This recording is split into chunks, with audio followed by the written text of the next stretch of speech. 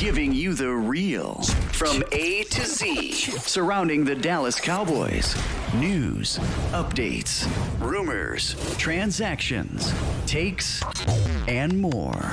So strap up, Cowboys Nation, and start your day off with A to Z Sports. Live with Will Steele. 3, 2, 1. Here we go.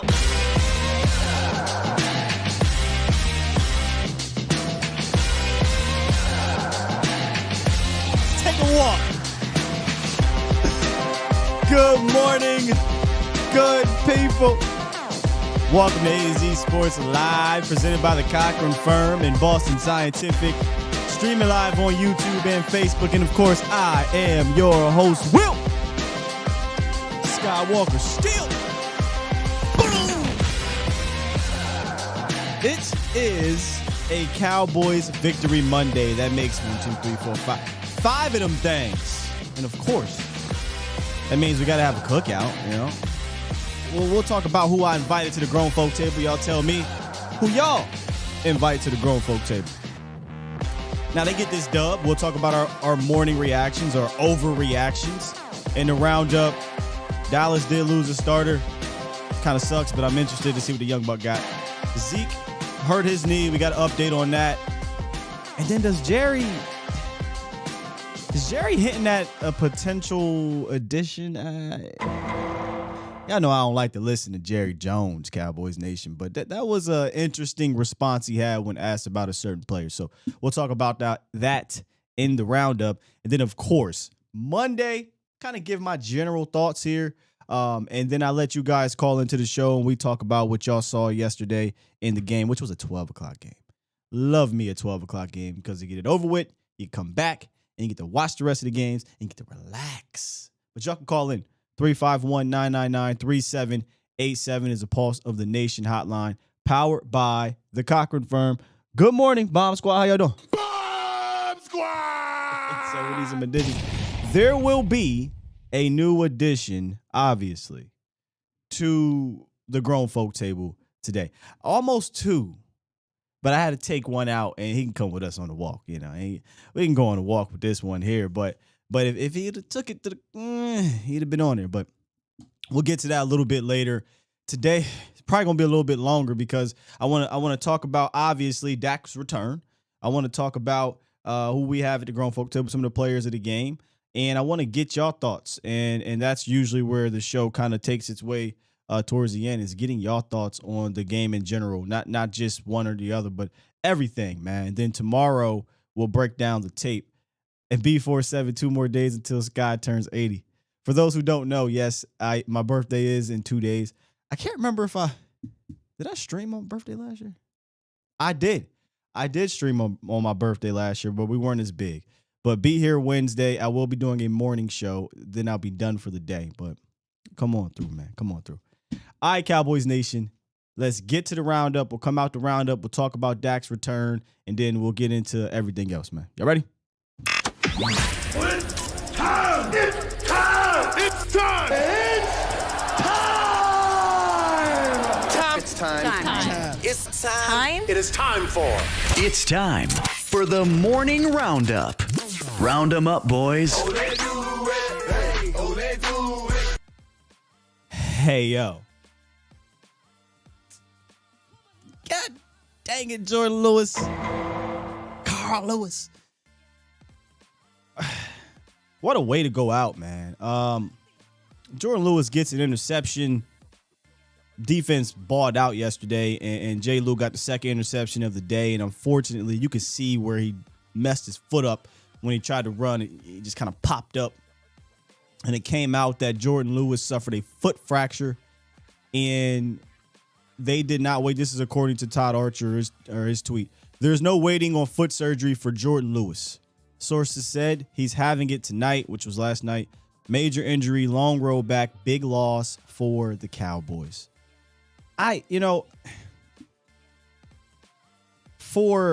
For a guy that needed a play like that, because it was not a great game for him the week before, it sucks that he goes out that way. And I always hate to see young bucks get an opportunity due to injury. I would rather it be because they believe in a guy, give him a shot. But there's two sides to this. This sucks for J. Lou. 100%. Hate to see it. But now we get a chance to see Deron Bland, who has done nothing but seems like take advantage of his opportunities. So I caution myself when I say I'm excited, right, about Deron Bland. I'm excited, but I hate it had to come this way. But it looks like Jordan Lewis's season is going to be over, and we're bringing Deron Bland. Before I move on, a lot of people on Twitter were asking me, "Hey, Sky, would you rather move AB inside and then put Kelvin Joseph outside? Would you rather like all these different variations?" There's multiple answers I have for that. If we're ready to move on from J. Lou and AB, then just put the Young Bucks in. The way I see how they've been playing over the last few weeks, which is this off coverage, this soft stuff. Yeah, I mean, put the Young Bucks in. See what we can do. I don't like this soft coverage, especially when you have a pass rush. I kept looking over to Jesse saying, "Why are we playing so far off?" And it's weird because when you look at it, look at the defense that gave up 6 points, 5 turnovers. It becomes, you put the microscope on everything, right? Because we got to figure out how do we get better even in wins. And there's just too many times the off coverage, you're not finishing a tackle. We're not making aggressive plays. I don't particularly like the off coverage against certain teams, but especially against an offense that doesn't have a burner. So, yeah, listen, I want to see Deron Bland. Can't wait to see what he looks like. I don't know when it's going to be Kelvin Joseph time. That's something they have to ask Dan Quinn. But I imagine they benched Jordan Lewis last year. They benched him last year. We'll see. The defense hasn't done, I don't think they've done enough to bench anybody just yet from that department. But give it a game where they just get rocked. Maybe we'll see a difference. Where you at? There you go. Ezekiel Elliott got banged up yesterday, and he came out after the game and said, "I think I got a contusion on it." His knee. I still have to go back and talk to the trainers. That was one of the first times that I saw Ezekiel Elliott kind of just on the ground for a long time, and I got worried. Dude's a warrior. He hardly ever misses games, hardly unless he's suspended. Hardly ever misses snaps unless he's getting taken out. So when I saw him get hit, and it was an ugly hit, but thankfully I had told Jesse, thankfully his foot wasn't in the ground. Because if it was in the ground, that could have been way worse than what it was. But he hit him with his leg in the air. So you're talking about, I thought it was going to be like a hyperextension, but a contusion means, if I'm not mistaken, put my doctor hat on, kind of like a bruise-ish. For all the doctors out there, if you're watching, I think it's something like a bruise. I could be wrong, but it's banged up. Now we see how does the knee feel moving forward. Because last year we saw Ezekiel Elliott running on a bum knee, and we didn't like how that looked. So this will be definitely something to monitor, especially when you got Malik Davis back there, who a lot of fans like, give you some juice. But I think this tandem between Zeke and TP have been solid. So we'll talk about that a little bit later too. But Zeke, knee contusion, we'll keep an eye on that throughout the week.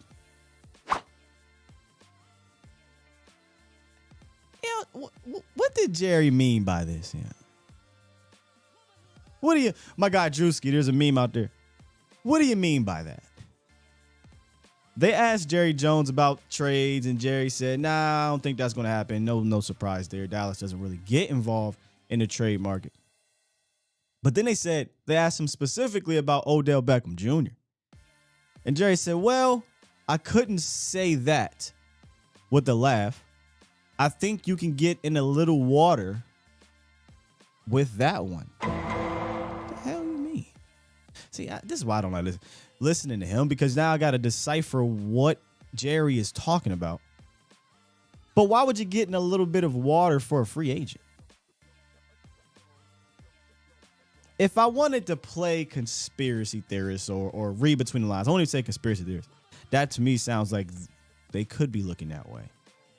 And he's just trying not to bring it up. I am of the camp, Cowboys Nation, I'm always with bringing in talent. But I worry just a little bit. Are we even going to use the goddamn time? I will say this, and I'm specifically talking about Kevontae Turpin right now. We got a guy who could be a speedster, stretch the field, and they just refuse to really throw him the ball or target him in a way that it's game planned. But early reviews, have to get the PFF snaps for the game because they come out with the snaps pretty quickly. Well, maybe it's already out here, but it looked like he was out there a little bit more from a route running standpoint. It just wasn't designed to go his way. But I'm ready to kind of get him designed into this offense. I don't know what Odell's going to look like, but I'm always welcoming talent into this room. Just, can we use it? That worries me. I don't even know if it'd matter if you get a guy like that in here because you got to be able to use it right. Figure me? All right, I see we got 215. I think that's my Philly brother on the horn. Hold tight. Hold tight. Yeah, STB. I do want to hear not the audio from the celebration, but I want to hear the sounds from sideline. Before we get to the phone lines, let's all jump into the Dak return and talk about that before we get into the cookout and the phone lines here, man. So, Dak Prescott returns, and I want to talk about it from an from an individual standpoint and from a team standpoint. First, individually, let's talk about how he looked. And he was knocking off some of that rust in the first half, wasn't he? You could see it. You could see it from a physical standpoint and from a mental standpoint. The physical standpoint was literally the first play. And I'm sitting here saying to myself, first play rollout, get it to a tight end, right? Just easy, get him going. Well, first play was a rollout, trying to get it to the tight end. The tight end gets caught up. He falls down. And Dak says he wants to run, sees Noah Flash. He's right there. Probably get a nice little 15-yard gain. Throws it above him. Could he have caught it? Sure, but I would have much rather Dak make that an easier pass. And incomplete pass to start off the game. And that, to me, was the physical rust. But you also had the mental rust. Meaning that he took some aggressive chances that he really didn't have to. The main one being backed up 2nd and 20. Tries to get all 20 of it back to CD Lamb. And the safety almost intercepts it. Should have intercepted it. It's kind of a laser, but it's a tough catch, but he probably could have caught it. And they asked him about his aggressiveness. And he said, I quote, "Some of those throws are overconfident, and I need to guard against that. The last thing I want to do is put this team in a bad position because I'm overconfident. When you have a defense like this, you have to understand, just continue to go through the reads and take a check down here or there, and it'll pay off." The latter is what I like to see after he's settled in. Because too many times, I'm still going through this film, we're still processing it, but it looked like Detroit wasn't going to let you beat them over the top. And too many times in week one, we still were trying to force that into a sea of red at the time, which would be a sea of blue at this time. Detroit wasn't going to let you do it.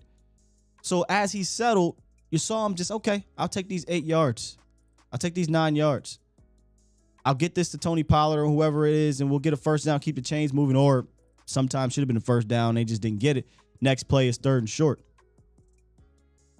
I'll take the underneath, and then I'm going to hit on my spots. We talk about that. There's going to be 4 to 5 plays a game when they do this to you. You got to hit. I'm going to hit on my spots. And for the most part, I was done. On the first 2 drives, touchdown drives, there was a good mix of that efficient run game I talk about, because the run game was really weird in this game. But hey, 30-something carries, 130 yards, that's a dub. The first 2 drives, there was a good mix of the run game and then hitting on those spots in the passing game. 6 for 7 on those first 2 touchdown drives. I got to be specific here. 6 for 7, 75 yards, and a DPI that set the Cowboys up at the 1-yard line during those 2 touchdown drives. And here in the first half, as you can see, 9 for 13, 102. Second half, 10 for 12, 105 in a touchdown. Overall, 19 for 25, 76 completion, 207 and a touchdown. If you're one of the analytics guys, I got the analytics, the advanced stat stuff here for you too, with the EPA, the CPO, and all that stuff. Was in the top 10 and all that good stuff there. But overall, I think it was good to see him get hit. It was good to see him get up.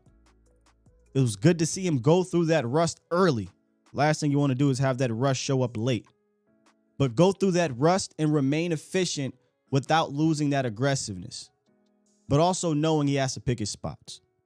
So overall, I'll get some grades from y'all. I will give this a B. His return a B.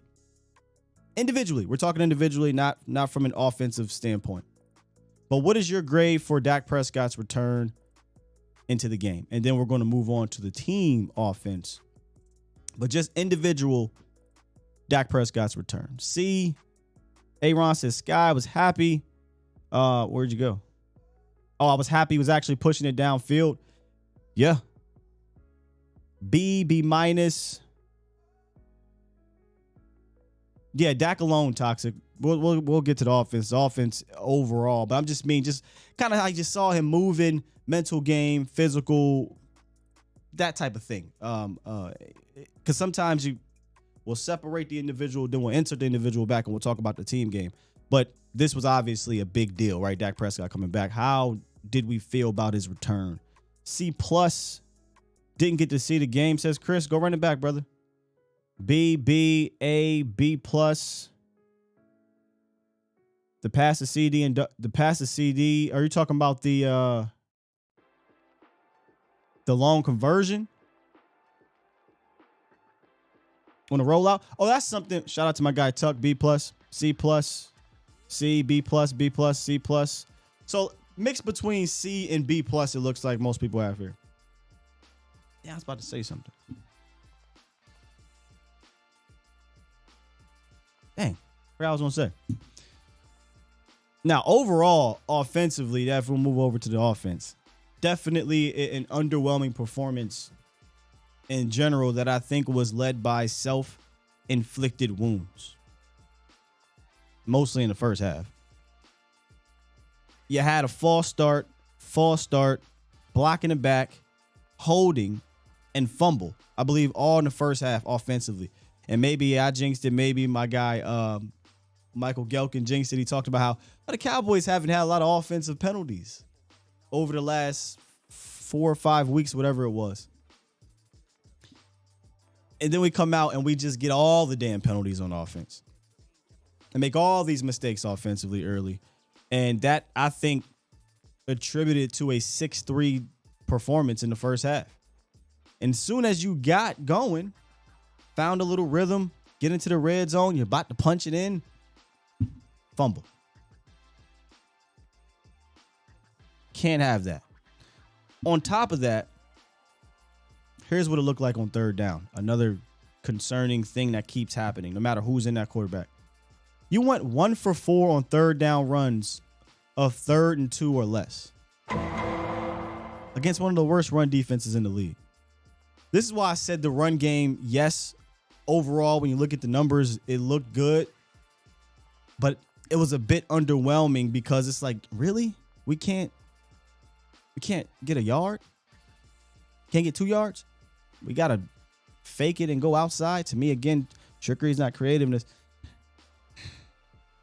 1 for 4 on 3rd and 2 or less on the ground. Can't have it. When you did throw the ball and you weren't sacked, you were 2 for 3 with the one non-conversion being 3rd and 20. Just threw up another deep ball to Michael Gallup. You get it, nobody get it. And then the other 2 third down non-conversions were the sacks, were your tackles. And shout out to Aiden Hutchinson. Yeah, I kind of wanted to see Smith bounce back from a weird game in pass protection last week. Aiden Hutchinson had a good day, man. Had a great day. Got a sack on both our guys, I think. Terrence Steele and Tyler Smith. And it was like right away. Against Tyler Smith, he had a really nice, or not Tyler Smith, Terrence Steele. He had a really nice spin. That you could see Dak didn't have it here, so he's coming back. And by the time he's coming back to throw it, Aiden Hutchinson's on his ass, and you get a sack. And then the other one was the first third down of the game. You had 6, I think, to block 6, or 7 might have been. It was 7 to block 6, actually.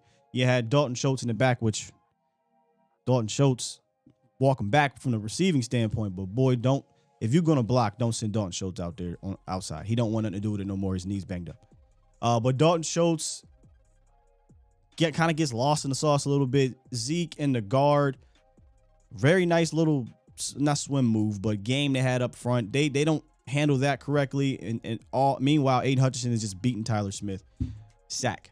So overall, 3 for 9 on third down, and that continues to be a problem on offense. We're in week 7 now, 7 games in. You haven't had one good game converting on third down. Not one. And of all the games to be able to do it, this should have been it. You got 3rd and 2 or less 4 times out of 9. You have been converting that with ease on the ground. I think one of the statistics was they never missed. When Zeke had to run on 3rd and 1, you never missed. And you just didn't convert those, and that was weird. I don't know if it's an anomaly. I don't know if that's something that'll continue, but kudos to the Detroit Lions defense. I talked about this on Twitter. Jeff Okudah was a pest. He was a little annoying fly in the studio or fly in the cooking lab. Shout out to Breaking Bad. That you just couldn't just swat away. He just kept making little tackles that, yeah, you might have got a 4 or 5 yard gain, but it could have been a 50. Yeah, you got a 3-4 yard gain, but it could have been a first or a touchdown. He was fantastic in the run game. They played him like a safety. Again, I'm still sifting through the tape, but it seemed like they played him like they said, okay, you're going to put 3 wide receivers out wide. I'm not going to travel over there. I'm just going to come in the box, and I'm just going to come downhill and try to knife in and get a tackle. And all these little ankle tackles is just tripping the Cowboys up. And so salute to him. Salute to Detroit. They won in the bye week, and they came out, and they had a good plan. I didn't like the run blocking that well. I really didn't like the creativeness all that well, but you hit enough. TP and Zeke over 120 yards, if I'm not mistaken, combined, 27 carries. I'll take that all day and tomorrow. All day and tomorrow. But we're talking about little tiny things to clean up moving forward. The first half was very sketchy on the ground, in my opinion. Very, very sketchy. All right. So here's what we'll do. Got a couple calls. We'll come out of that and we'll hit the cookout. And we'll see where y'all at. What's up, L? Glenn. I keep saying Glenn. This is my Philly brother that I keep forgetting your name. Give me a second. Can't save your name, but my bad, bro. Before we get to that, this is the Pulse of the Nation hotline presented by the Cochran Firm. Since 2005, Brian Pope and Larry Taylor have been handling the most challenging civil cases in the DFW area. Not only handling them, but fighting for the DFW area community. Whether it be personal injury, wrongful death, fraud, truck, automobile accidents, whatever. You name it, they're there for you. All of the Cochran Firm's civil cases are handled on a contingent fee basis, meaning if there is no financial recovery, they charge no fee. If you got any questions, need any help, a little bit confused, hit them up. 1-800-THE-FIRM or schedule your free consultation today at CochranTexas.com. What's good, man? What's up, Scott? Glenn. Stop drawing, man. It's Glenn.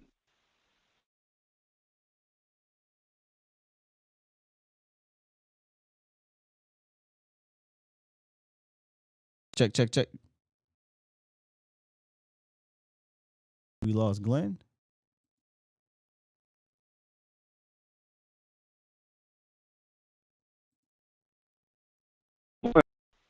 Think we lost Glenn. Hold tight, Glenn. Let me get B Bird. B Bird, what's up, bro?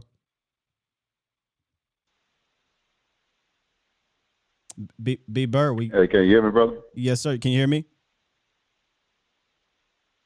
Can you hear me? Get y'all. I had Glenn. I don't know what happened. B Bird, can you hear me, sir? I can hear you, but can you hear me? Oh, you can? Okay, go ahead, B Bird. What you got for us? Okay. First of all, man, I tried to come see you yesterday. Yeah. But I guess last year I came as Carolina. You just walk straight in. But I don't know the process on getting in now. So we got kind of you know confused, what? So we went to the game. I think they were charging yesterday. Oh, were they? Yeah, because they had my wife said, I think they're charging. I said, well, they ain't charged last year. Let's go around the back and get in. They had it blocked in back there, too. So. Yeah. I just said we had to catch you another time, man. Yeah, Texas Live trying to get their money. I ain't mad at them. But yeah, I think they were charging yesterday. Yeah, so but it was a really good game yesterday, man. They didn't. Conservative offenses cannot overcome penalties, man. So we can't have penalties. You know what I'm saying? Correct. And like if you're KC or someone like that, then you may be able to have explosive plays to do that, but we can't. We got to stay on schedule, and so we got to watch the penalties. There are just certain teams that that can't have those, and we are one of them. If we're going to play the way we want to play, hold the ball, use our running game, play action off it. We're not going to be very explosive, so we got to stay away from the penalties. From what I saw at the game, Aiden Hutchinson was a terror, man. So he got a bright future ahead of him, man. That was they couldn't do much with him all day. That was the matchup I had talked about last week. I think when we were talking about their defense, I said they don't do a ton great, but one thing I would like to see an improvement on was Tyler Smith from the pass block department. What people don't realize is that going into that game, and it probably isn't going to go up, the Cowboys were 32nd in pass block win rate, but they were top 10 in run block win rate. So, we're not quite there yet from a offensive standpoint in regards offensive line standpoint with balance. There's still going to be growth. So that's why you kind of do have to lean on that ground game and feed off of it from the play action standpoint. Yeah. I also just think that and I told you before, I think the season's playing out real well for us. I think everything is going proper. I actually like Dak coming back against the Lions and against the Bears because you don't need a lot of offense against those two teams. It's going to be teams that we're going to need a lot of offense, and that's a good game for Dak to kind of work out the rush, gain some confidence back. I think that last touchdown, I turned to my son, I said, hey, they could have ran it in, but they kind of wanted to throw it back so he can get him a touchdown on his belt, kind of get some of that little from the Tampa Bay game and the 49er game, get some of that off of him. Have a little. You got to grow these young men's confidence, when you can, and I think that was a good little play to do that at the end, man. So, last thing too, man, my family got a thrill because it's four of us, and when we go to the game, man, I always tell them, hey, these Cowboy tickets are high, so if you get 4 tickets, I mean, no matter where you are, it's going to cost you a lot of money. Facts. So we always are in 400 section, probably the lower part of 400 section. But I was surprised at yesterday's guy. We was in 100 section, man. Woo! So, and look, my wife said, well, baby, now we can't go back to 400. I said, I knew when we was doing it. I said, I knew it. I knew it. See what you done did. Let's see what you done did. You done started something. I knew what I did, man. I said, it's going to be a wrap now, so it's going to cost me money every year, man. So but we had a outstanding time seeing the game up close. And my wife looked up and said, I said, that's where we usually be. I said, it look like ants up there. I said, yeah. And that's because that state. You know what though? I don't know. I've never sat at the actual top, but that stadium's so damn, big from a height standpoint. But I'm gonna be honest with you, B-Bird. When I go to games, I don't mind being at the top. I like to see it from kind of like an all 22 view. I'd rather be not all the way at the top, but kind of at the top, middle. And that's perfect for me, man. I don't need to see their sweat. Yeah. I just need to be able to see plays develop downfield. But that's just me. Yeah. And so it was a pretty cool experience just for us to get up close to them and all that kind of stuff. To see it almost like a high school game, whatever. So, but anyway, I just want to call in and comment on that, man. And we have to work that thing out next time. I think they were charged this time. But, hey, just hit me up. I'll meet you outside or something like that. Or tell them, hey, come in with me or something like that. Well, I shouldn't say that. I will do that, man. But, hey, y'all keep on watching on the show, man. And, thanks, bro. Keep up the good work, brother. Appreciate you. Thank you, sir. let me slow down. You see, I used to be a promoter, and the minute you talk about, oh yeah, I get you in, your phone's blowing up, everybody wants to come in. Nah, we ain't doing that. But I come meet y'all out there, man. I come say what's up. All right, Glenn, let's see if we got you back, Glenn. Glenn, you in here? What's up, Scott? Can you hear me? There we go. I got you, good brother. How you doing? Good in yourself. Everybody talking about mad. I'm not mad. I was just trying to say, Sky. Bro, let me just tell you, don't let this damn chat do that to you. You know how they get. Yeah, but like my man just said, I've been to the game. I've been to that stadium maybe 5 times. I've been to the old stadium. Yeah, it's hard. Once you get down to that 200, 100 level, it's hard to go back up. I've been everywhere from 4 down to 2. Listen, Glenn. And I'm like you. I don't mind being in the 4. I don't. When you do get a little closer, it is fun. But they put me in. I ended up going to a preseason game in those suites behind the end zone with Miss Parsons. And I said, you know what? Right. I don't think I want to be anywhere else. So I feel you. I feel what you're saying. Man. But what you got for the game? Yeah. I'm mad. I am mad. Basically, I'm mad at Kellen Moore. But before I get to Kellen Moore, I want to big up Zeke. He's playing like a grown man. That was a hard hit. Stayed in the game like he normally does. But I do agree. Rest the brother. Rest him. If he's not full strength, rest him and let your backups come in.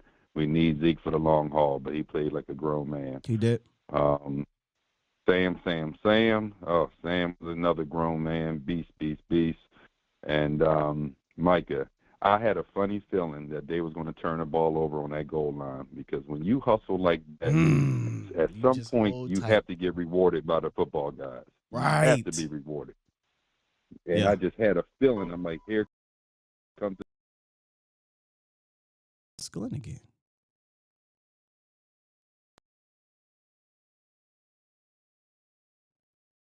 I think that this was the first game where the refs actually got the calls right. Not that we got calls. They got the calls right. And I was shocked. Really shocked. But Kellen Moore, he has to do better, Scott.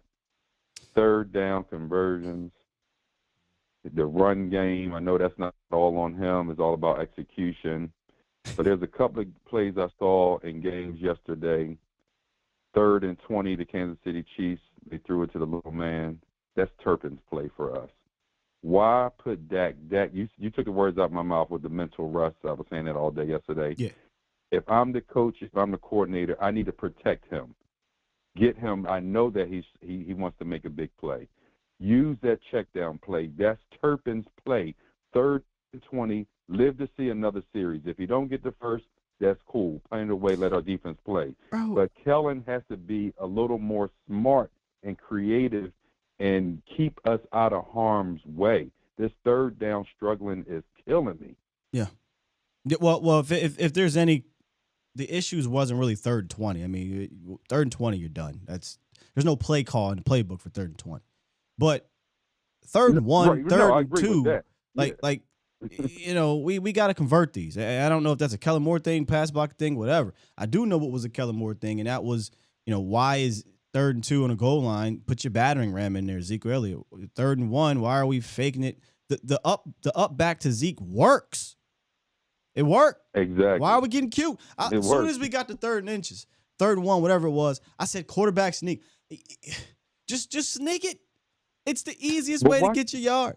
And instead we pitch it out. Why can't we push that? I don't know. I'm sorry to cut you off, but why can't we push that like the pigeons, the Sheagles do? I mean, they mastered that play. That's not a hard play. You put somebody in motion, they come back, and they push Dak or they push Zeke across the goal line. Why can't we use that play? I ask myself, why can't we still plays all the time? But it was a weird day rushing. I mean, when you look at it, when you look at the total rushing day, you said, man, this is a fantastic day, right? You had 130 some rush yards. But when I watched the first half, because I'm kind of through about 2, actually I think I'm through most of the game, but not intently. I watched it in a different way. It was like we weren't run blocking all that well to start, and then he kind of picked up. But I guess that's how it goes sometimes with running. You get going the more you do it. But so it was a weird game for me from a blocking standpoint.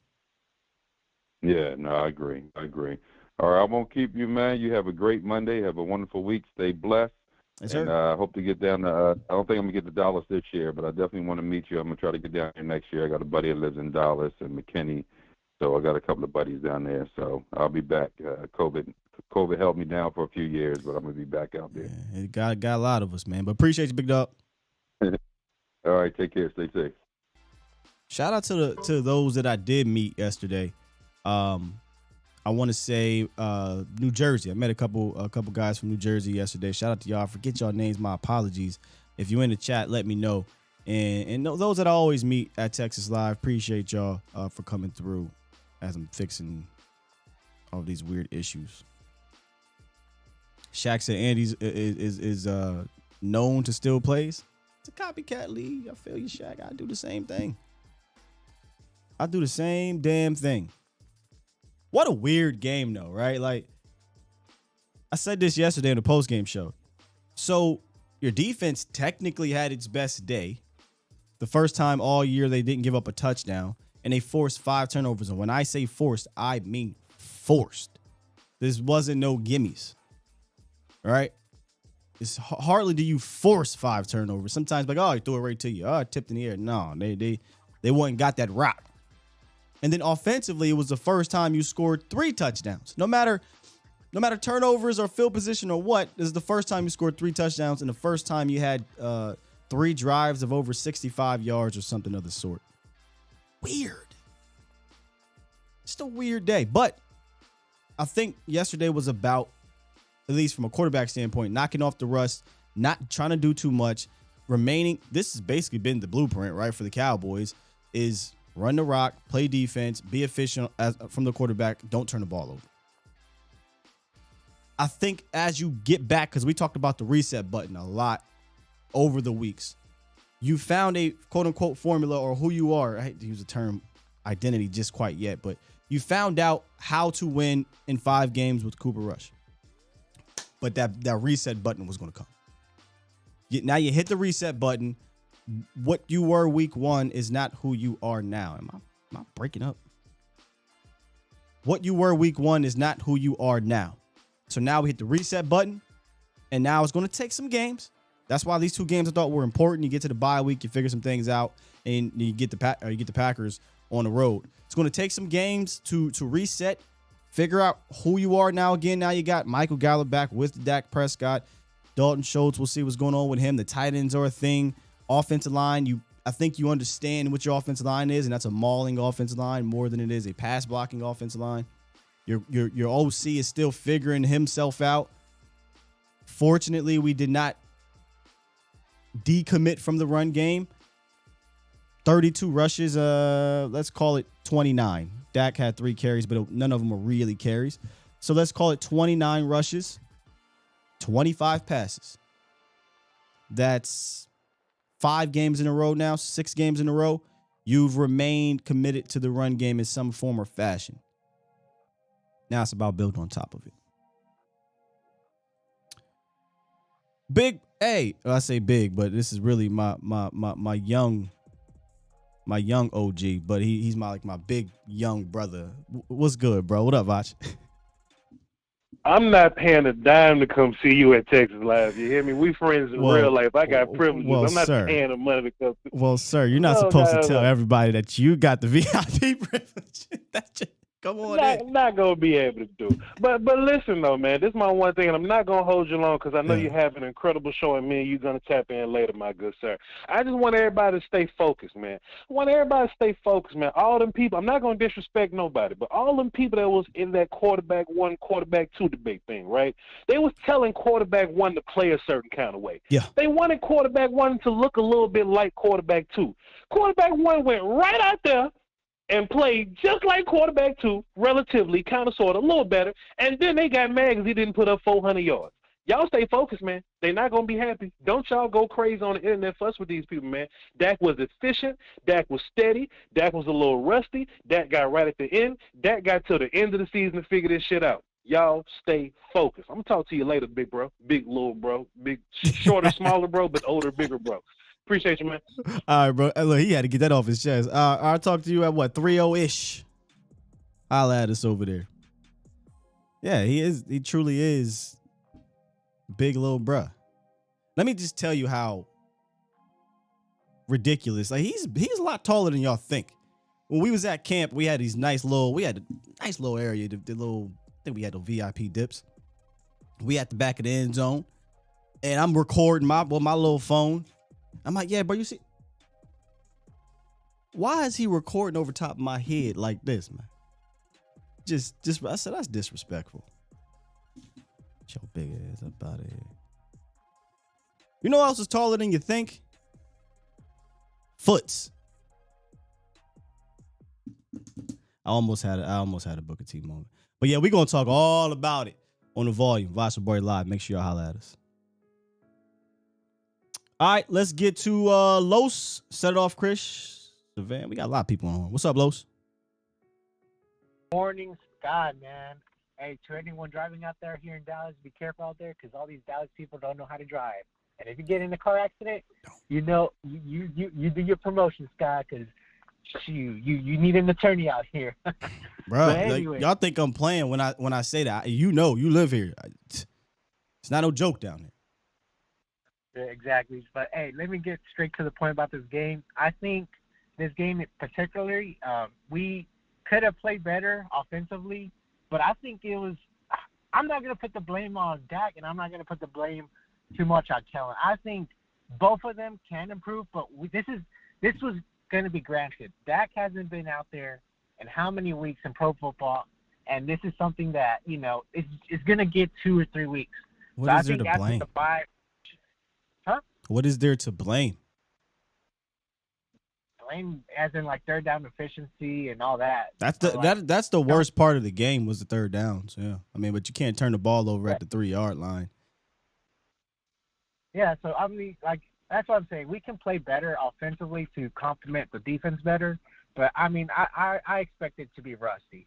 But for all this, like Bosch said, those people that said Dak was ass, they don't know watch football, you know, because you know if your quarterback is out here putting a 100 QBR rating and you're complaining about that with the win, come on. I mean, I don't know what y'all got. So. I say this all the time. You got to filter out what I haven't really been all in the chat, but we have a pretty smart fan base. Are there people in the chat complaining? Are you talking about like Twitter and stuff? Yeah, Twitter. Oh, Twitter. Bro, I mean, you just like Vosh said, you gonna drive yourself crazy if you feed into that, man. Exactly. So I'm not tripping. I think Dak is gonna look like Dak here back soon. I'm pretty sure. Even in the Bears game, even next week, I think he still might be a little rusty, but give it a few weeks, he'll be back to normal. As far as this defense goes, I mean, Sky, we have, if not the best defense of the NFL. And I can guarantee say that because yesterday, 49ers were apparently the best defense. Yeah, the 49ers definitely. Yeah, the 49ers definitely, you know, I'm going to be objective here because I want to see them be more stout and stingy on the ground. But while they may not be the best run defense in the world, teams still are not scoring on them. Like they're just not. And aside from that Eagles game, they haven't given up 20 points yet. And I think they're first in the NFC or something like that in points per game. I mean, maybe first in the NFC in points per game. So it's hard to argue the results. Exactly, Sky. And my last case is important.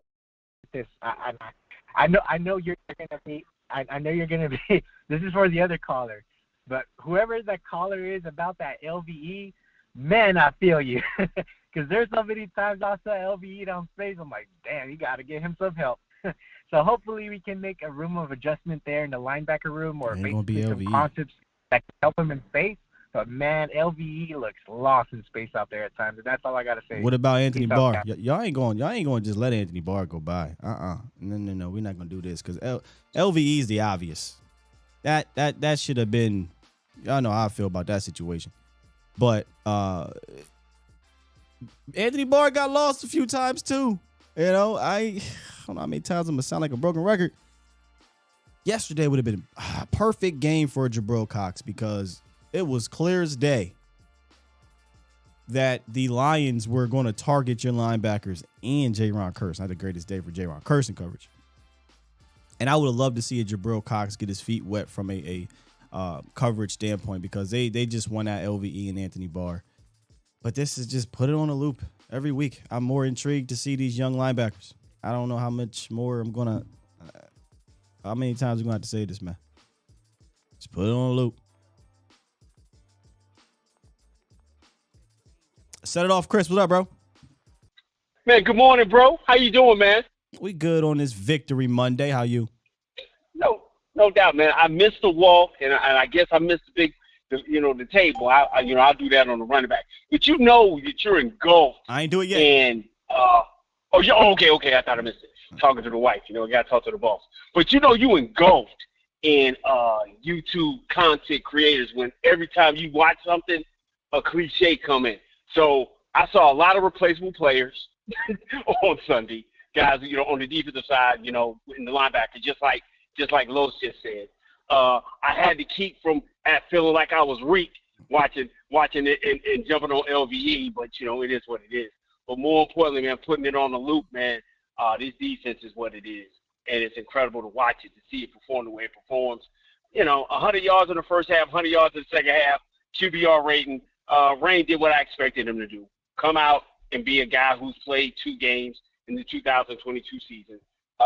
Super excited about that. And man, we just gotta keep calling Billy D until it's over because he's coming. He's definitely coming. Boy, man, he's and excited beast. about that, man. Yeah, I'm excited about it. Hey, too. man, dude. I mean, this is the second time in 2 years, man, that I'm having to take my hat off and say the scouting department got it right. 2 years. They definitely got it right. Brother, we've been great drafting for years. Well, really good, whatever you want to call it. There's no issues there. Are we concerned about that? Oh no. I'm just saying when we do draft stuff, like you got into the draft stuff, and me and Brandon did it. Year before, I've always been on record. You've never been on record that you wanted Micah because Harrisburg guys are different. But I was one Rashawn Slater. I've been able to come back and say, hey, I was wrong about Micah Parsons. I can admit that, and then this year when we got Sam Williams in the second, and we got Billy D in the second round, I was like, who the heck is this cat? And I'm wrong again. I'm wrong again. Even with Tyler Smith, I was wrong. I didn't know who he was. So we just got to continue to say, hey, they're great at the drafting part. The issue is right now they've got to make an addition here at the trade deadline. I think we're leaky in the run game. We've got to find some different ways to get more stout in that area.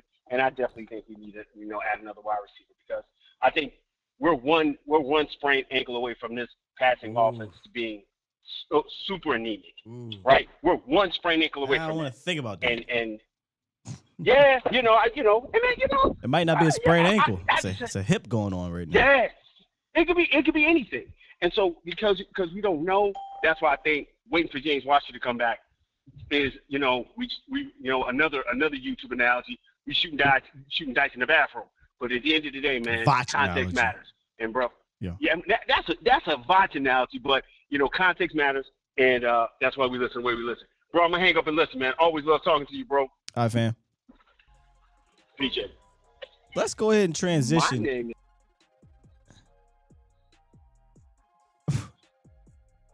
Who are you talking to back there? Let's go ahead and transition into this dang on cookout because it's the perfect way to segue. He brought up Sam, Billy D, as my guy Vach would say, Williams, man. Bring y'all drinks, y'all food, and let's party.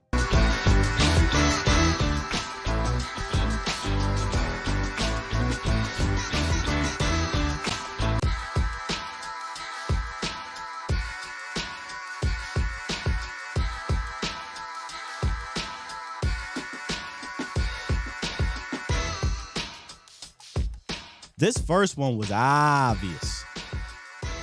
Obvious. Sam Williams. Head of the table. Shout out to the family. Sam Williams, man, coming out party. It was coming. He was close to getting these sacks for about 5 weeks, man. And he finally got not one, but two of them things. Forced fumble, a fumble recovery, and absolutely just dumped. Took whatever that running back's name to Suplex City. I was a little nervous he was going to get a penalty, I ain't gonna lie to you. But when he did get a penalty, yeah, Sam's a beast. Listen, I said this against Philly. I'll say it moving forward. Sometimes I'm okay with over-aggression because we need to change the tone of who we are, man. We do. How many times do we hear the word soft over the years with the Cowboys defense? You ain't hearing that with no Sam Williams. So, shout out to Billy D, Sam Williams. 3 tackles, 2 sacks, 2 tackles for loss, the sacks, forced fumble, and a fumble recovery. Micah Parsons needs to be on this list, man. Yup. He had 5 tackles, and he's only going to be credited for 1 sack, but that is incorrect. They should fix that. He should be credited for 2 sacks. Not 1, 2. They gave the other one to Dorrance Armstrong, but that was clearly Micah Parsons that, caused the pressure. He had him at first, and he got away. Then he tried to run. Micah tripped him up and got the sack. So 5 tackles, in my opinion, 2 sacks, and maybe the play of the game. Not even maybe. This is the play of the game, man, that ended up setting up the other play of the game. But how Micah Parsons goes from 0 to literally 20 miles per hour in a snap of a finger to save this touchdown. This is why he's special. I don't think there is another defensive player in the National Football League that can make that play right there from the linebacker, defensive end, outside linebacker, whatever the hell you want to call it position, man. And I'm not just saying, can somebody run from 0 real fast? I'm talking about getting upfield, getting off balance, stopping in your tracks, changing direction, stopping, changing direction, slipping at that, and then making a play. Micah Parsons have a day, man. What happened on the next play? D-Law, baby. See, DeMarcus Lawrence's stat sheet might be just look regular to y'all. 3 tackles. But he made the second biggest play of that game, forcing a fumble at the 1-yard line. Again, I'm still not all the way through everything. But I thought he was fantastic in the run game yesterday. The run game issues wasn't his fault. No, sir. D-Law is so, I mean, I don't know if he's the best run defensive end in the game. That's up for your opinion. But it's hard for me to find a bunch of other dudes that's better. He is so good. On the play where he forced the fumble, he literally took on 4 guys to do it. 4 of them. So DeMarcus Lawrence, have a day. And then Tony Pollard and Ezekiel Elliott, I had to put them up there. You ever notice whenever we put a running back up here, it's usually both of them. I had to put Zeke up there, man. It wasn't a crazy day, 15 carries, 57 yards. But he fought through that knee injury. And he had those 2 touchdowns. He gutted it out. So I had to put him on there because he was a grown-ass man yesterday. And then Tony Pollard, again, I just would love to see one day where he gets like 17 touches, just to see what happens. 12 carries, 83 yards, 6.9 yards per carry. Had multiple 10-yard carries. Plus, he had a huge, 18-yard reception or something like that out the backfield. 19-yard reception to get the Cowboys off the 1-inch yard line up to closer to the 20-yard line. So, Tony Pollard, Ezekiel Elliott, have a day. I had Kevontae Turpin up here, but then I said, nah, he can go on and walk with us. And it's not his fault, right? Turp just keeps balling. He had 2 returns for, 66 yards. One of them was 14 yards. The other one was 52 yards. I said this on the postgame show. can I call somebody the best returner without scoring a touchdown yet? Because that's what it feels like Kevontae Turpin is. I feel like he's the best returner, but they ain't scored a touchdown yet. I was shocked to know that the 52-yard return was actually the longest punt return in the league to date. Something's going on with my thing. So I wanted to put him up there, but I don't think he was as impactful as Sam, Micah, Zeke, and D-Law. But his 2 returns were great. Unfortunately, we couldn't capitalize on the second return. If he would have took it to the crib, he definitely would have been up there. But he on for the walk. He'll be up here sooner or later. He'll be up here. I ain't worried about it. And then the other dude that's going to go on the walk with us, man, is Donovan Wilson. I put a play on Twitter. You know, he had that sack. And I thought that sack was cool. Don't get me wrong. Nice low sack. But I don't think that was his best play. I think his best play happened on the first possession for the Detroit Lions. I got to pull this up for y'all. He knifes down, gets a little bit low, explodes up into the tight end, and just shivers him with his arm. Takes the tight end, almost made him do a damn cartwheel. Just pushes him into the running back. He kicks the ball out the running back's hand and forced the fumble without even touching the running back. I thought that was his best play of the game, but he had, I think it was like the second or third leading tackler in the game, had the sack, had that play. Donovan Wilson, come on through with the walk, man. Come on through with the walk. But, man, that was I love that play, and I'm sure it'll get broken down on film all across, Cowboys YouTube verse. But maybe I'll drop something a little bit later. But, man, he was nice in that game. So those are my guys. Many can be put on this list, but I thought that was a fair list. I actually usually don't try to do 5 no more, but I felt like I gotta put these guys on here, man. So that was a cookout. Let's jump back into the phone lines. I feel like something's wrong with my audio. We're going to fight through this and we'll fix it. Let's get Shavance first, and then we'll go down the line. What's good, man? Hey, what's going on? You be on the air today to talk about how proud I am of these Cowboys. They still stuck with the run. I think it was 27-25. And I think that just, like, as the game went on, that shows you what it does. They started slow, it was a few yards and a few more in the second, and they started breaking some in the third. And in the fourth quarter, we're beating them up. They're too tired to stop us, so we can run on them. If we can have any kind of lead or be close and do that in these games, we can win all these games. The concern is starting slow. I think these guys, the offense needs to do like 10 air squats, 10 push-ups, and do a little extra stretching before they take the field, because it just seems like they got to warm up or something to get going. If we start doing that with everything else, we're gonna be dangerous, like really dangerous. Yeah, I don't think the offense is ever going to get to the point that it once was in the previous years from like a dynamic standpoint. I think you're going to be what you are offensively in the sense of, hey, we're going to have to run the ball, hit on these big, hit on these play actions, and from time to time you take your shot and you get there. Unless they start using guys like Turpin and TP out the backfield, where those are dangerous guys to me. I think you're just going to be more of a methodical offense, which that's fine. You can win that way, a little bit tougher. But I think the dangerous part of this team is defensively. I think defensively this team is dangerous because we've shown that, you can run a little bit. But here's why, and I said this earlier in the year, and it's weird because it's creeping back up again. Yeah, teams are here and there running on this team, but they're not scoring. Like they're not scoring touchdowns on the ground. They've only given up one rushing touchdown this year, and one player has run for 100 yards on them. As a team, you've run for 100 yards on them. But, I know it's weird because scoring's down a little bit in the league this year. This is a passing league or what have you. And I still do stick to this. If you're going to be a running team, damn it, you better score on the ground, and you better score in the red zone. Teams aren't really doing that against the Cowboys, man. They're running, but they're not scoring. And if that's going to happen, I can live with the deficiencies on the ground, but I'm greedy. I want to shut it down, period, brother.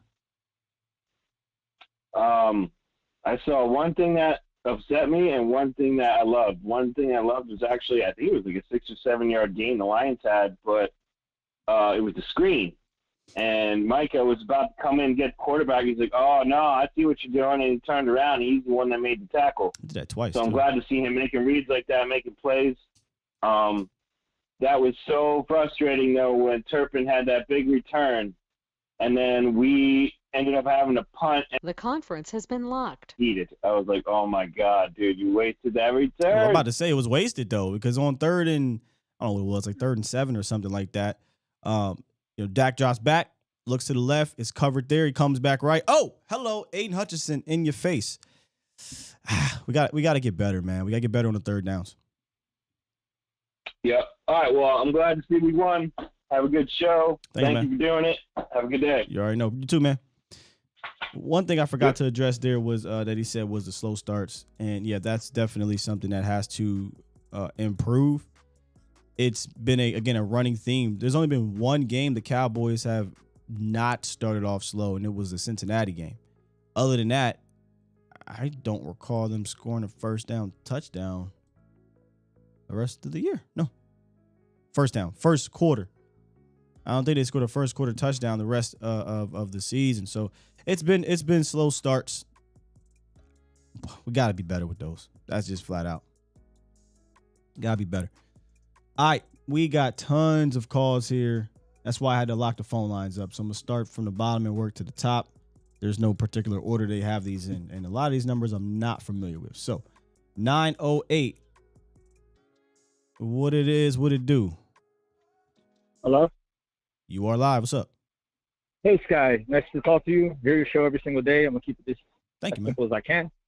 First of all, I want to talk about Turpin. I wish I could see this guy being given the ball as a wide receiver. Just give him that chance. A quarter or two, see what he does. I think this offense would open up so much more. Second, I expected Dak to play the way he played. He played a great game. What an injury. What do you expect from the guy? Kellen Moore, that's another dude that needs to go. Those trick-or-treat plays, I like to call them, they need to stop.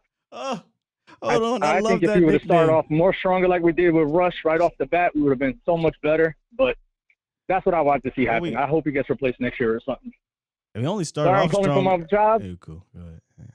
So I'm calling from my job, man. It's a pleasure to always listen to you. I listen to you at late hours, but that's all I wanted to say. Thanks, man. Good call. Appreciate you, man. All right, thank you.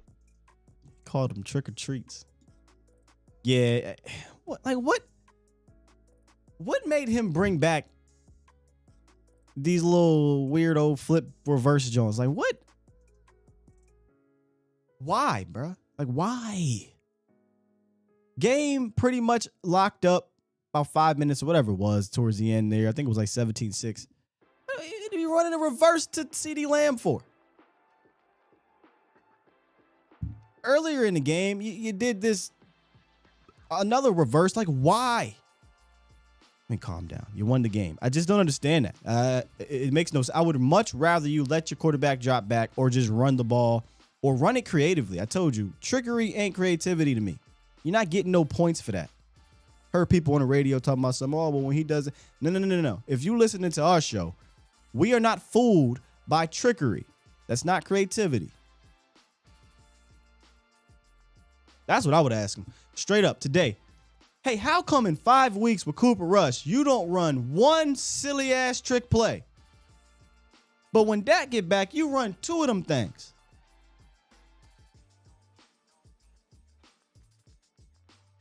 Also, you must ain't getting no cutty last night. I don't care if he scored. It's stupid. I'm not judging the results. I'm judging the process. Hallelujah. 704, what's up? What's up, Mr. Field? How you doing, man? It's your brother from Charlotte, North Carolina. What up, Charlotte, North Carolina? My folks is down that area. How you doing, man? Yeah, you told me your mom was down. Yes, sir. Down here. Yeah. I'm good. I'm blessed. Hey, I just had a call, and it's gonna be something simple, short, sweet, to the point. Your boy Anthony Brown, it could be 4th and 1. He's 15 yards back. I don't know what's going. I don't know why. Like, what is that about? Sick of him. I mean, he's so scared to get beat deep. I called in a couple months back, and I said, he's so scared to get ran by. I can't take it. I want him off the team, man. I'm sick of him. But He's trying to play like Diggs, and he don't got that skill set. I'm all for seeing the Young Bucks, but what I want to know, because it's not just him. I've seen him do it. I've seen Diggs do it. I've seen J-Ron do it. My next question at the press conference today to Dan Quinn. Hey, Quinn, just out of curiosity, I know you're not allowed to give me game plans, but why are your cornerbacks playing 10 yards off the ball? I mean, especially on that, it was like 3rd and 19 or whatever it was. It was 3rd and 14. Oh, that's soft zone. I looked over to Jesse and said, please don't play this damn zone right now. Go get this man. Still, I thought I could have caught that ball if he just ran back. I mean, he just backed up. Please catch it for me, sir. He just let him catch it. Shake his hand and say, thank you. I was wide open. Thank you, sir. Yeah. I'm sick of that dude, man. I just think we got to do better. And, I mean, I don't know. If we don't get rid of that guy, like my man said, I forgot what the dude's name was, and said he got to deal with him for one more year. I'm on that train right there. One more year, let him go, please. He only has. I mean, actually, I think he's a free agent after this. You keep going. This is the year he talked about. This is our last year dealing with Anthony. Get down, whatever they want to call him, Brown. I call him Anthony. He's a free don't play agent. no defense, Brown. Yeah, I appreciate it, man. We happy. I know you're a Cowboy guy, so we hold on to people longer. It'd be 4th and 1. He's 30 yards back. I don't understand that. Yeah, man. It's sad. Yeah, I appreciate you, brother. Yes, sir. Appreciate you, man. I appreciate you, brother. Be blessed. Yeah, and I actually do have to take. Matter of fact, let me send this to Vajay. I need to figure out what is that about. I mean, this is like 3 games in a row. Who do we play? Nah, not the Rams. The Rams, we actually played a lot more tighter coverage, and I don't understand what the difference was going to these next 2 teams. But this is 2 games in a row where I'm seeing guys play so far back. I mean, a lot of the times that is schematics, but then there's other times. Why are we getting cute? Like, what is this about? And I said nobody's above reproach. Speaking about Dan Quinn, because he's been fantastic, and I have a hard time questioning him too much. But 3rd and 14, I don't think we blitzed on that play. I felt like their offensive line was handling the rush decently, nothing crazy, but I felt like when you turned up the heat a little bit, it got to him. I would have. There's no crazy receivers out there. Amon-Ra St. Brown was out. Why not get up, get physical, make Goff have to make a tough throw in a tight window, not fall back into a zone, and a guy runs, forces your DBs to have to respect the deep throw, and then boom, turns around and sits down. The catch. Hey, I'm no coach, man. I'm no coach. I just don't like it. Yeah, Mr. 2306. I think this is more of a scheme. I mean, I know people listen, people been tired of Anthony Brown. So I'll look at the contracts and things like that. But that to me is more of a scheme thing, more than a player thing. But AB it's not like AB's been a difference maker over the last few games. So, yeah, I said this before a couple weeks ago. He has a good game. People are going to be quiet. But if he doesn't have a great game, people are going to come back. That's with a guy like AB, a replacement level player. LVE, a replacement level player.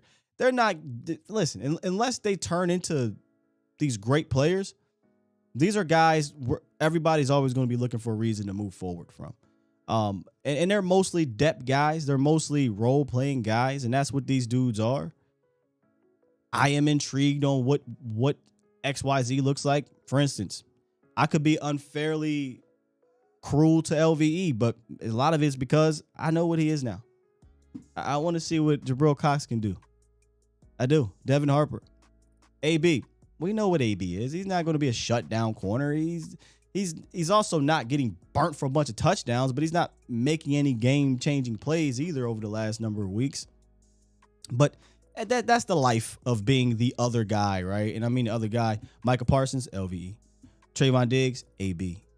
D-Law, whoever else is on the other side. Like that's the life of that. 662, what it is, what it do? Yes, good morning. I appreciate you taking my call. I hope you can hear me pretty good because my reception hasn't been that well. I hear you perfectly, man.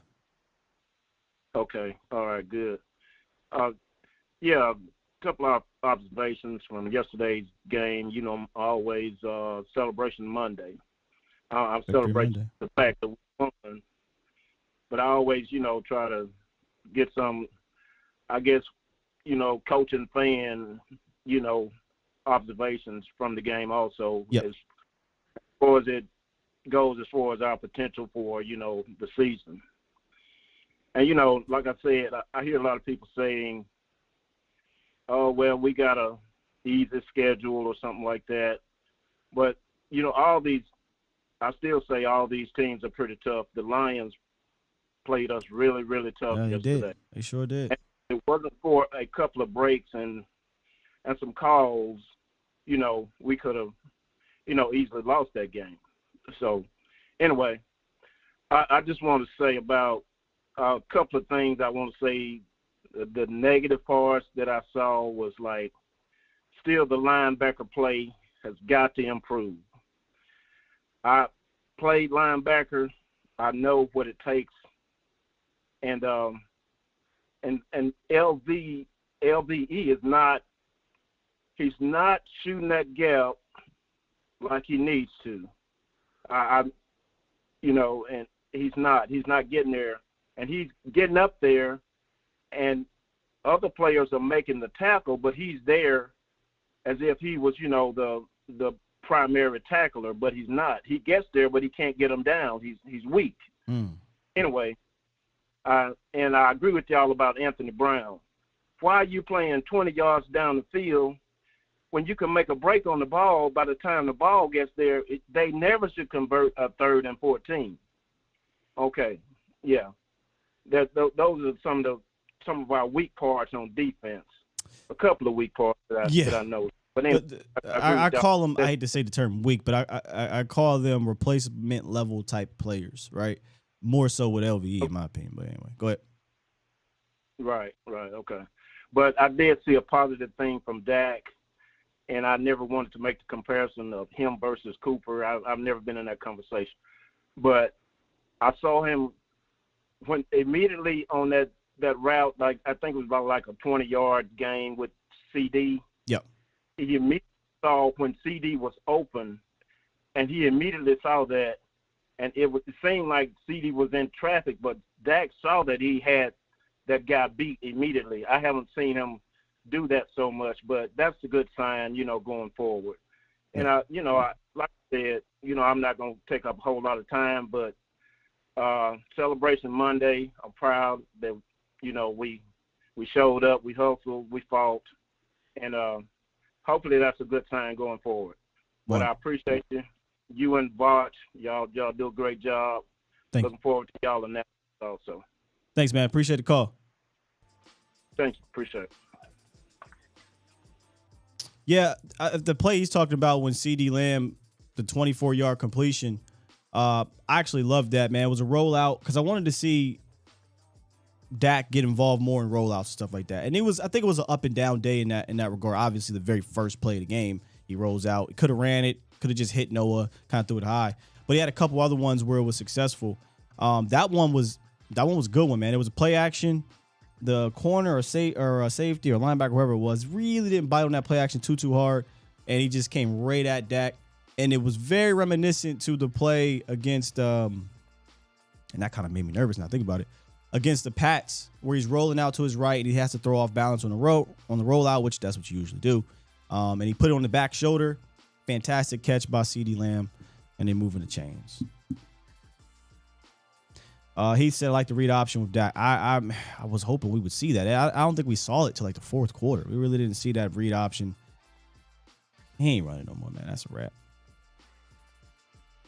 Finish off these calls here. Get to the super chat so we up out of here. 662, what's up? Or did I already get you 662? Yeah, I think I did. 512. 512, you live. What's going on, Scott? There you go. What's up, man? Hey, man, I think to answer our Anthony Brown question, I think it's mostly on us as a team trying to watch those penalties. And I think when you try to press him, a lot of the times he's playing catch up and he gets handsy. We all know that from the tape with him. So I think that's what it is, or why they have him so far back. But they know he gets beat a lot and likes to play from behind. He hasn't been flagged for that. He has no I penalties mean, this year. Zero. No, yeah, none this year. And Last year, I think he had one penalty outside of that ridiculous Raiders game. So I don't think that's the case. I think it's the scheme, which I don't understand. You know, now you could say this: we're not trying to give up big plays, and the Cowboys don't normally give up big plays deep down the field. So maybe that's why you play off. But from just that one particular play on 3rd and 14, I didn't like that. That's just me being nitpicky about a defense that gave up 6 points. By the way, let's be honest with that. Right. Oh yeah. But I did want to call in and talk about this because you were hinting to the Jerry Jones talk about Odell Beckham. Yeah. Now, I think it sounds crazy for Cowboys because we know we don't really jump at stuff like that. But I feel like in comparable to like a 49ers, how they're a very solid team on both ends, defense and offense too. They're a very balanced team like us as well.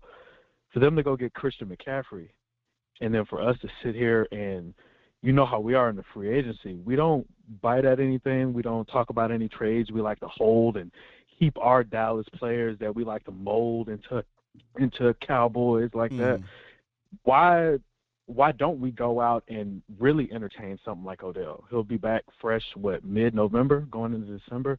It'd be a perfect time to entertain something like that in order to help CD out. Because I feel like at this point we're kind of seeing now him being an outside guy on a number one corner, he's having trouble. He can get some yak, he can get those games, but he's not having those big explosive games like we've seen him once before. Yeah, he has not. So I feel like he has not had that type of game. But 4 receptions on 6 targets, 70 yards. It's a solid day. Very solid. It's a solid day for a primary run offense. But what you want to do is you want to see that touchdown get thrown in there, right? Like you want to see him more involved in the red zone, something like that. For sure. I want to see him more back in the slot as well. And I feel like even if we entertain the Odell talk, you still got to respect what Odell is. You're not going to play him soft at any point. So then I feel like we can move CD around a lot more like we once did back when it was Coop, Michael Gallup, and CD. Now he's fighting on middle of the yard yak and getting a lot more downfield. He's open a lot quicker because it's a better mismatch at that point. I just feel like it's taken a while for – and even with a good 70-yard day, that's still a good game, but I feel like it's taken a little bit longer for him to even get into that motion. Yeah, I mean, I'm always for bringing talent in here. I was watching a little bit of it, like I said earlier. I didn't have a problem with CD's game. My problem is when he drops the easy catches. That's my main problem. Sure. And then mentally, sometimes you can see him. It's really weird how he gets. Some people would say that's caring. These guys care. They should show it differently. But he still kind of has like childish temper tantrums or something. Like he'll throw his hands up, or it's like, my God, like, come on, man, let's grow up a little bit, man. What we doing? Oh, no, for sure. But no, it was a great win. I did see a lot of things that we can really work on moving forward. We definitely want to see Turpin in the mix more because I feel like just him being every week, it seems like he gets closer and closer to breaking. Like I was grabbing my girl's arm so hard at the game because I'm just like, yo, at this point, we need to see. I'm not saying like because at a certain point, defenses are smart. They know when he's in, it's going to be something either tricky with him or, they're trying to do something with him instead of, hey, bring him in on a few plays, sneak him in there, and then at a certain point we take a few shots. Or it's like, we can do a lot more of those jet sweeps.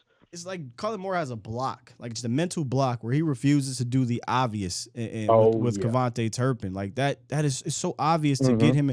Like I watched him at training camp and in training camp videos be ridiculously quick in and out of his breaks on like stuff like whip routes and slants. Or if you don't even want to do that with them, then send him down the field. But I'm very, very interested to see him kind of get involved from like a whip route standpoint or choice routes where he's matched up on a fourth corner or something or somebody's linebacker. Like the dude is stupid quick. His feet are stupid. Mm-hmm. And so if he could turn something from like a 6-yard gain into 16 or 60.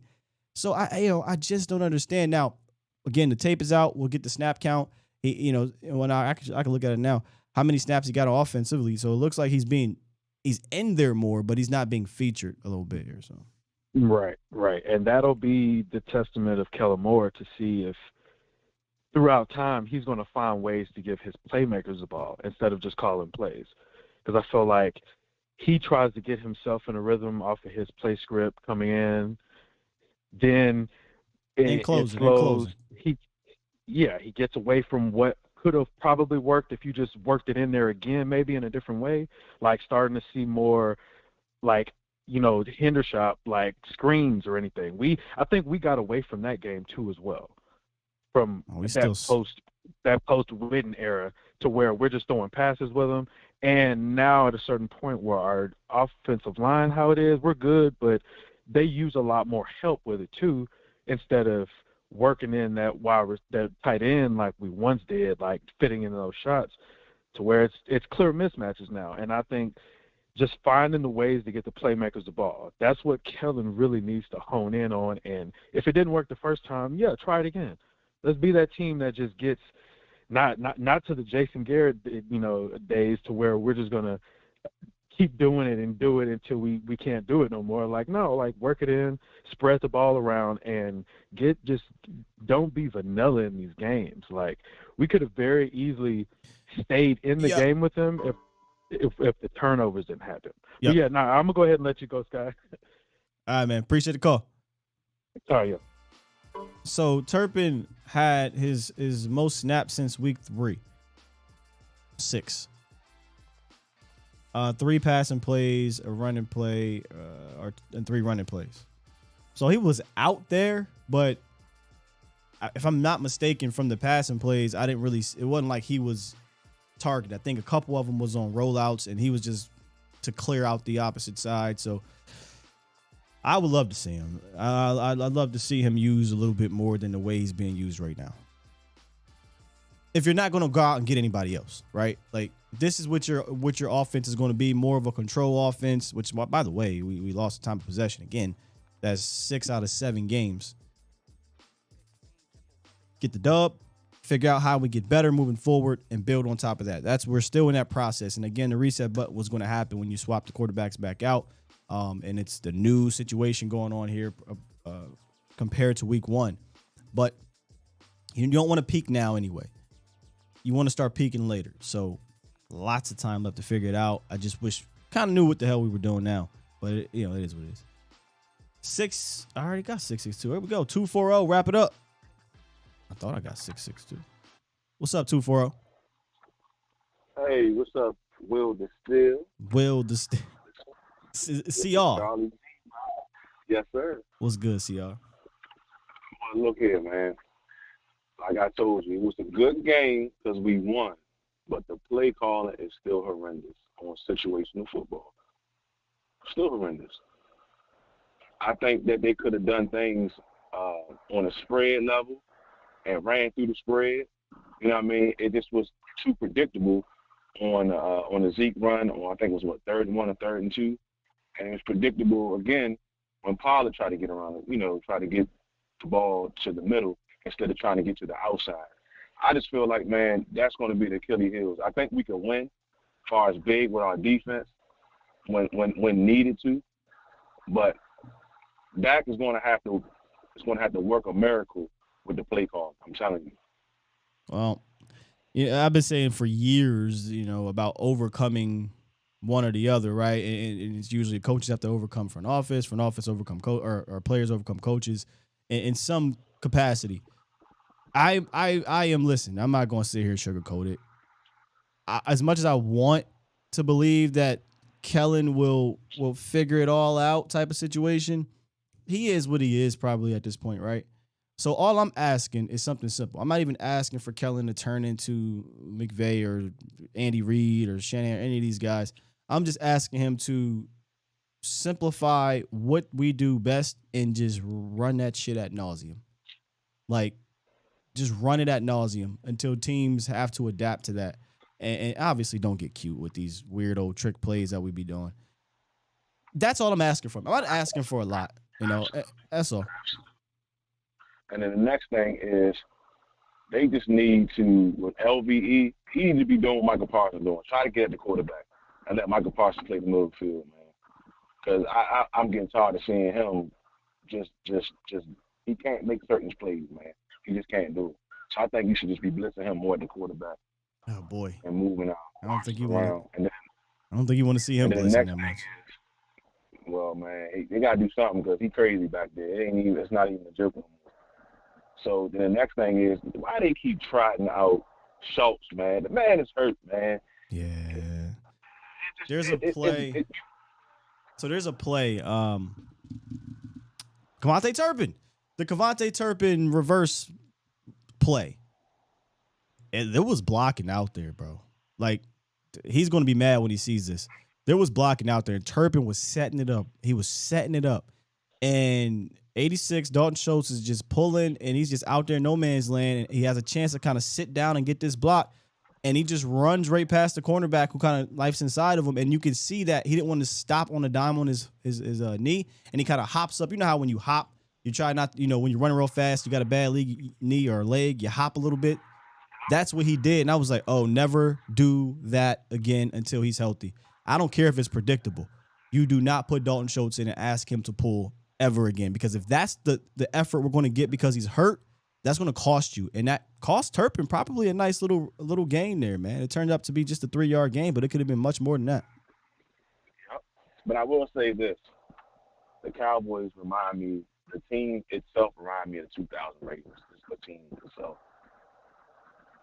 If we can just clamp down on the defense a little bit more, I know we're getting turnovers, but there's a lot of stuff that I looked at that we should be doing a little bit better, but I'm not going to complain.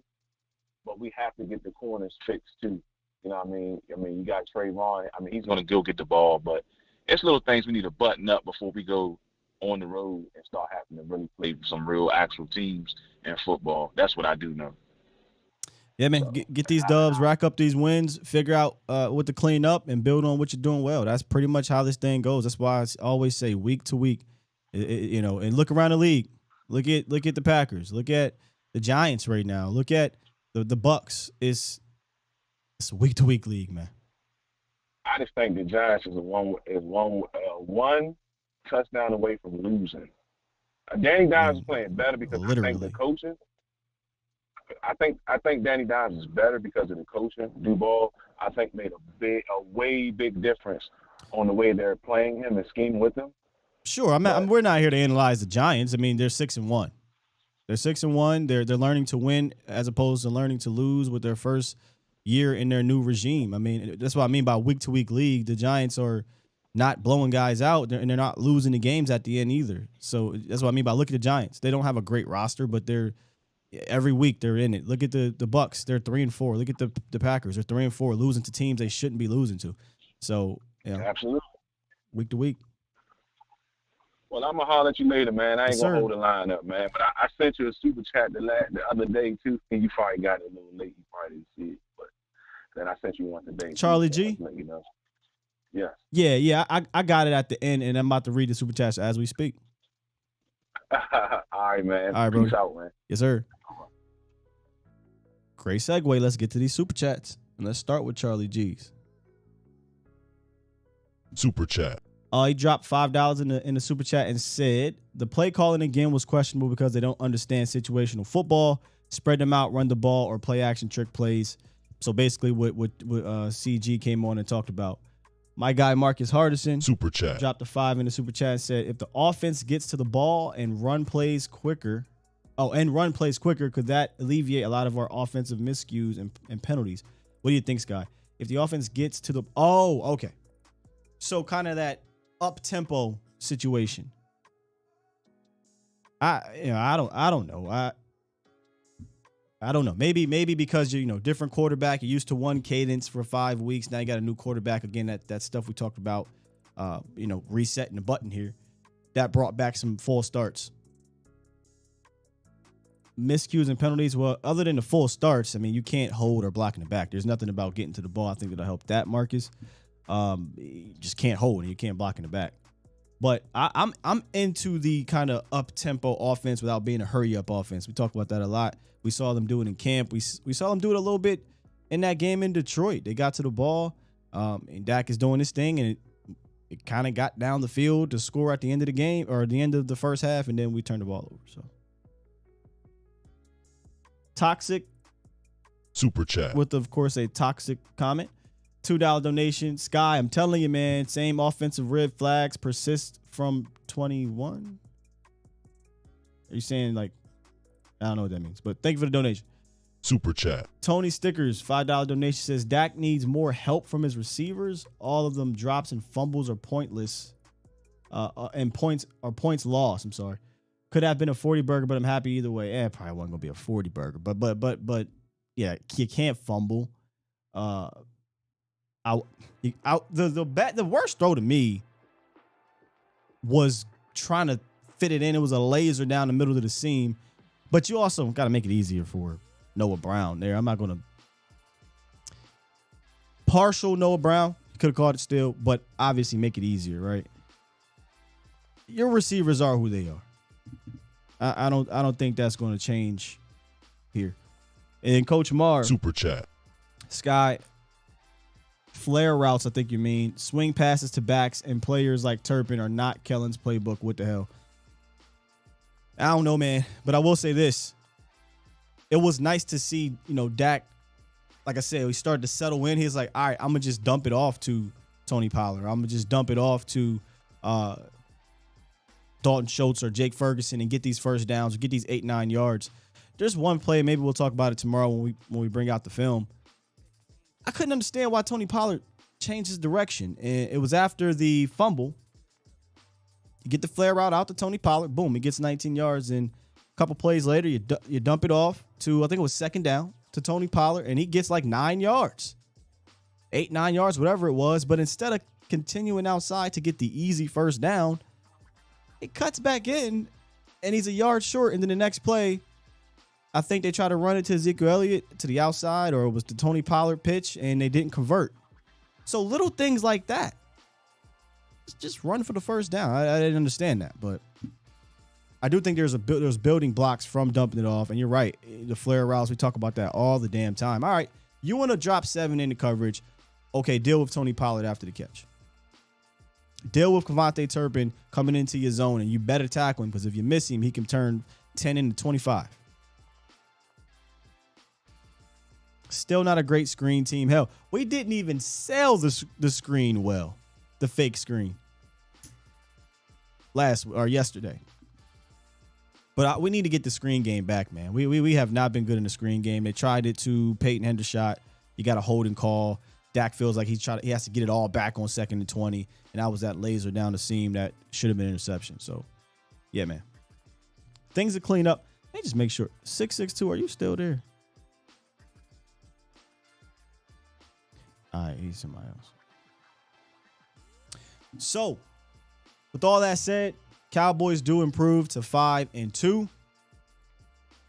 Pretty much the same theme, right? Coming out of these victories, a lot of things you want to get better at to build on and build on, and you hope by the end of the season you're getting into that complete form.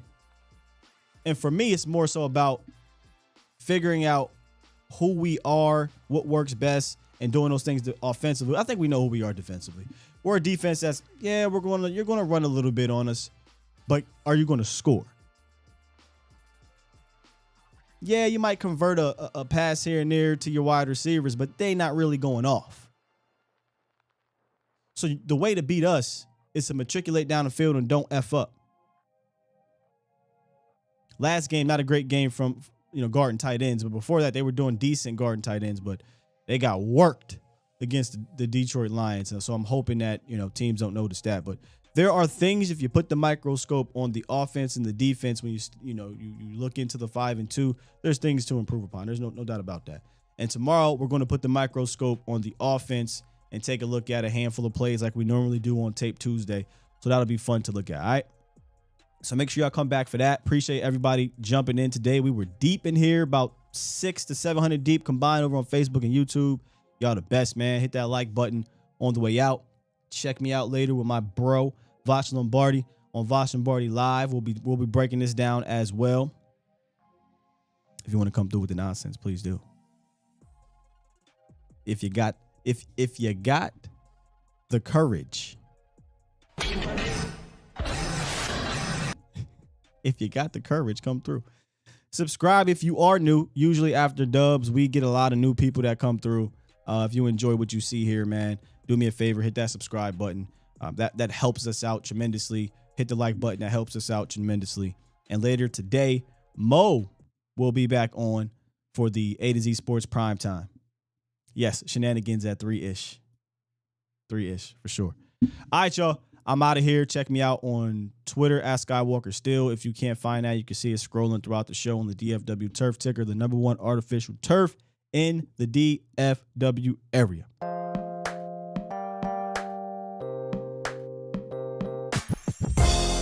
Let me.